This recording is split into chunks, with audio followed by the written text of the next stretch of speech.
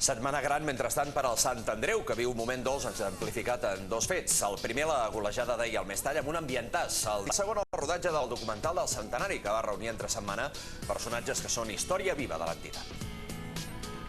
Nacho González s'asseia a la banqueta confiat que l'ambient podia jugar a favor del seu equip.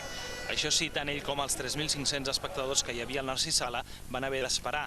Certament, aquest gol còmic de Ximo Navarro en pròpia porta avançava els andreuencs en el minut 15, però la victòria no es va confirmar fins al segon temps. El Mestalla va afeblir el seu rendiment defensiu i això ho va aprofitar Lanzarote per fer el 2-0 en el minut 50. I a partir d'aquí, avall que fa baixada. Héctor Basora va poder driblar un parell de cops abans de fer el 3-0 en el minut 57. I Eloi Fontanella va tornar a deixar en evidència la rereguarda visitant per aconseguir el quart en el minut 62.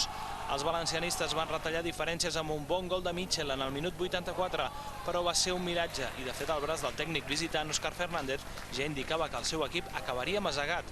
Carlos David va ser expulsat en el minut 89 i Manolo Lanzarote va rematar d'aquesta manera la maneta andreuenca. Defensivamente en general siempre estamos fuertes y bueno, y eso te da mucho más seguridad. El equipo contrario ya tiene que ir a buscar un poquito más tu portería y hoy pues la verdad es que hemos tenido infinidad de contraataques que muchos de ellos pues hemos finalizado muy bien, ¿no? Bona entrada, bon resultat, però una nota negativa. L'àrbitre Diego Ocona Raiz va consignar en l'acte que el Sant Andreu no li va pagar el rebut del partit. Segons l'àrbitre, li van dir que no tenien diners en efectiu per fer-ho.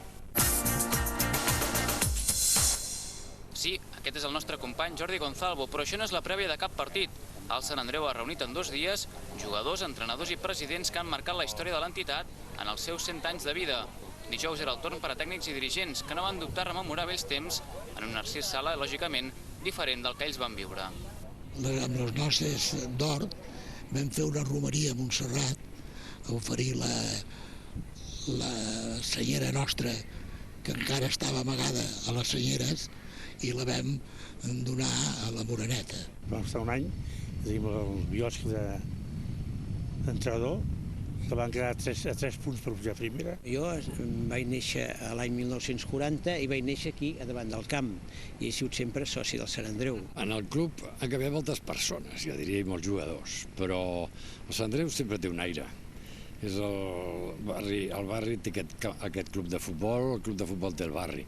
Jo crec que és un amor d'aquests que indissoluble, no? L'objectiu de les trobades era la realització d'entrevistes per al documental del centenari del Sant Andreu que el club compta estrenar l'any que ve, coincidint amb l'efemèride.